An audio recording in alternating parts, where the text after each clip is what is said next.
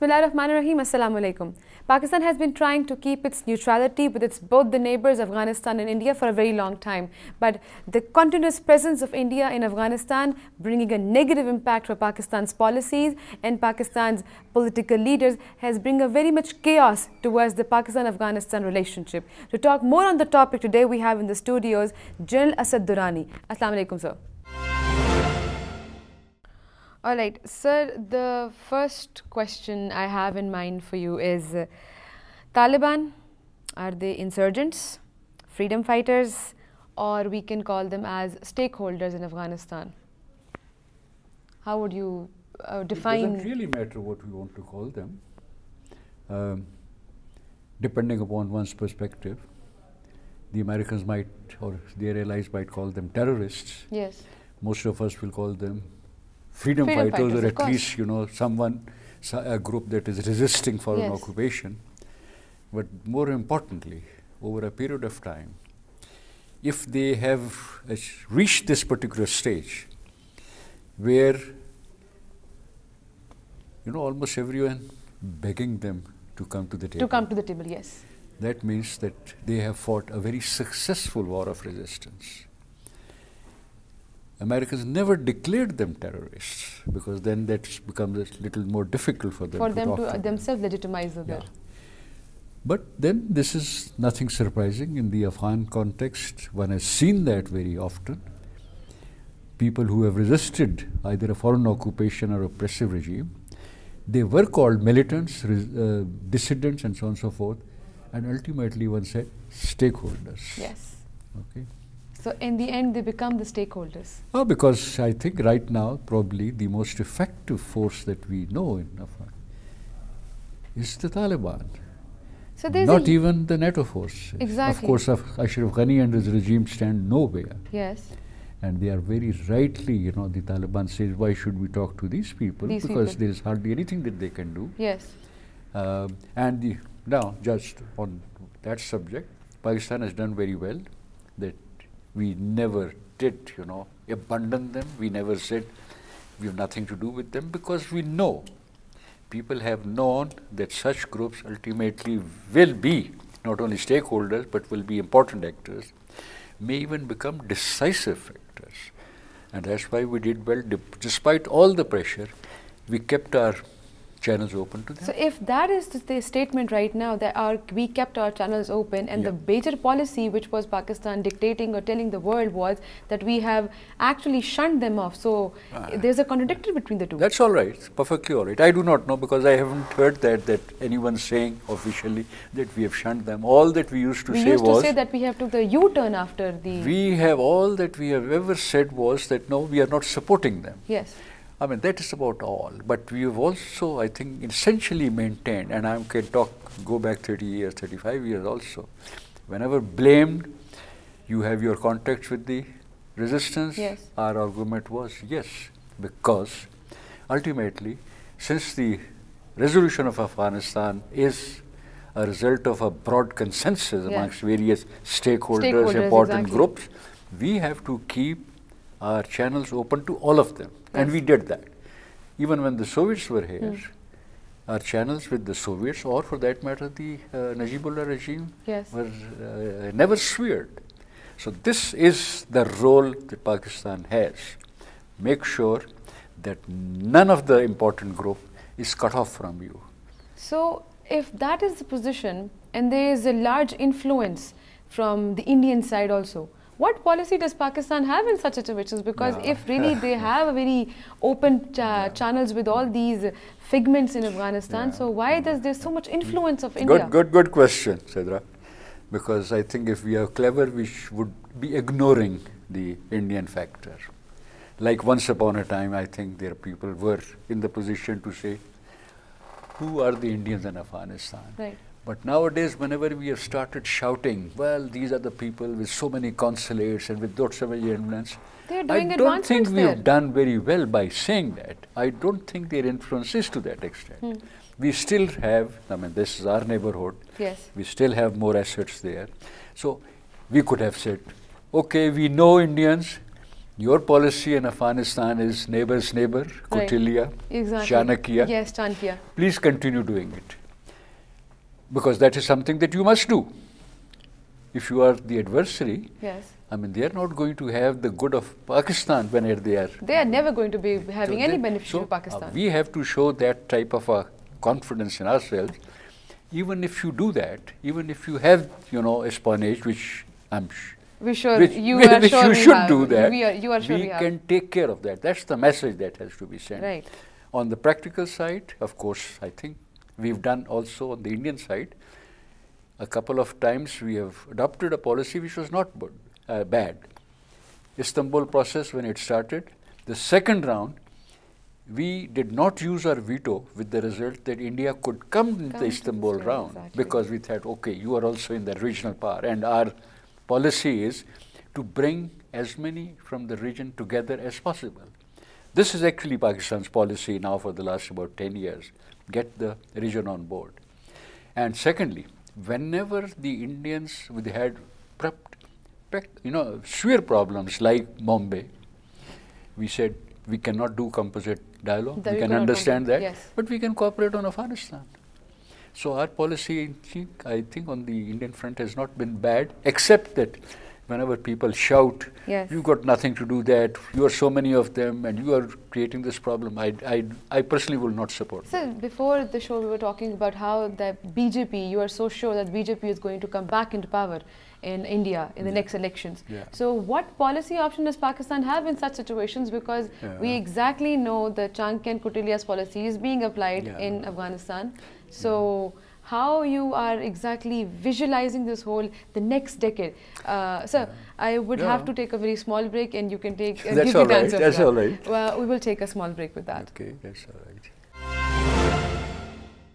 Welcome back. Sir, as we were having the conversation about the India, the BJP might be becoming again, re-elect again in 2019. So what are the policy options for Pakistan?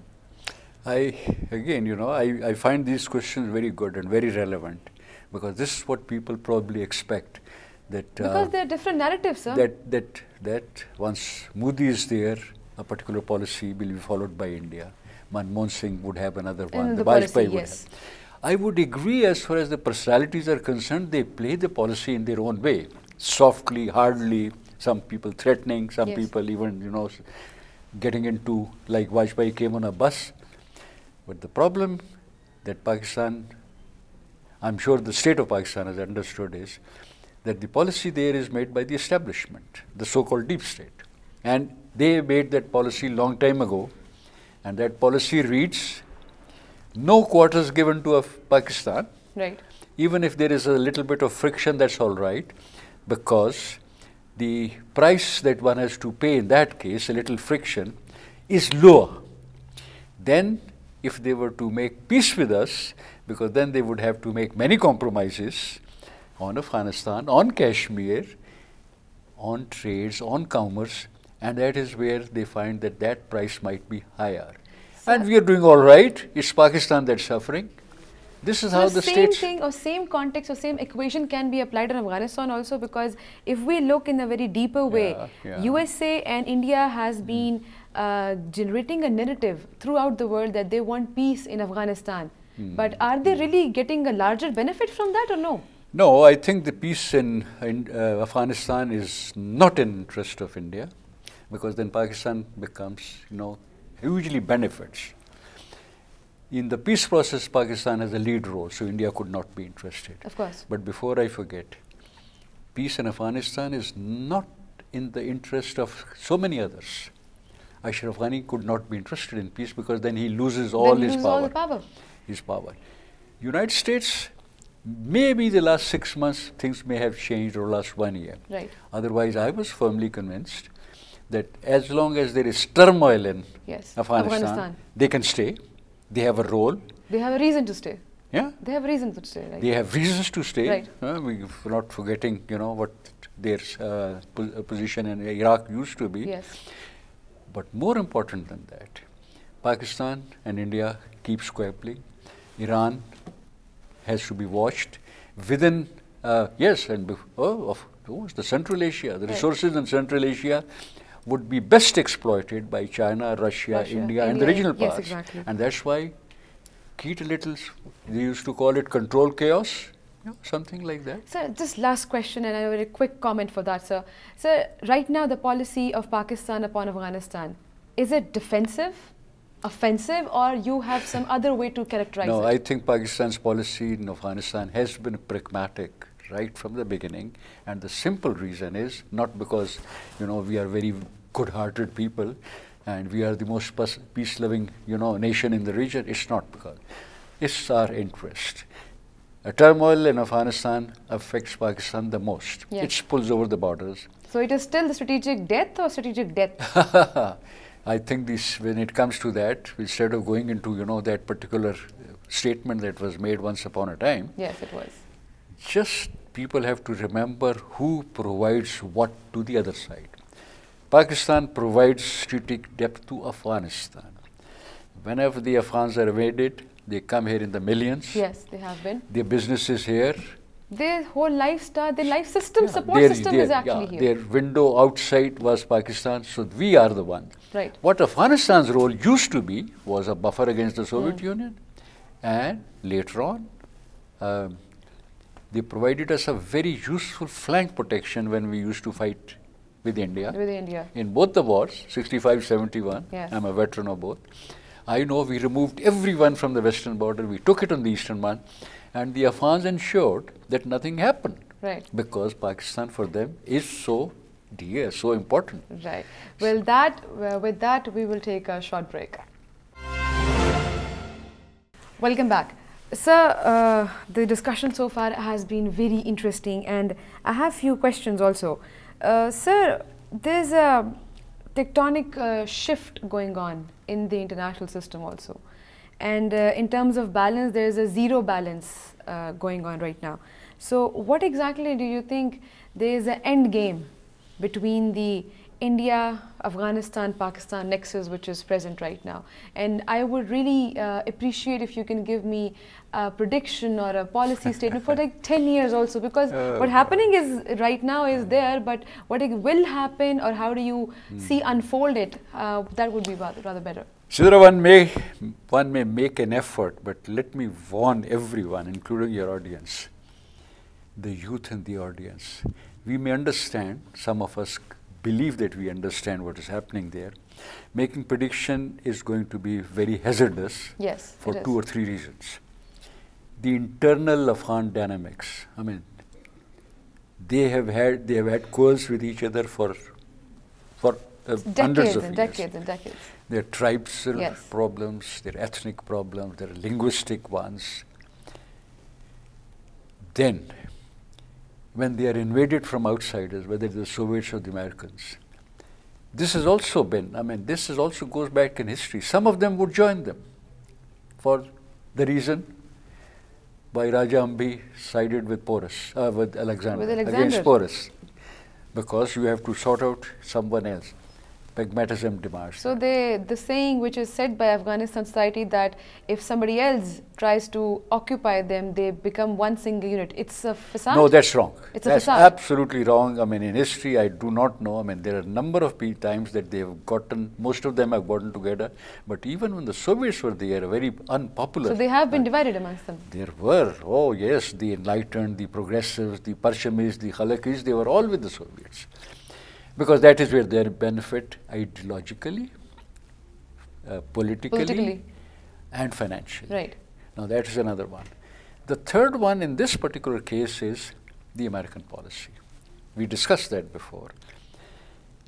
Do they want to continue staying here because of the benefit that this place offers, the eastern crossroads of history? Right. Do they want then turmoil here so that they can stay justify here, they have a reason themselves?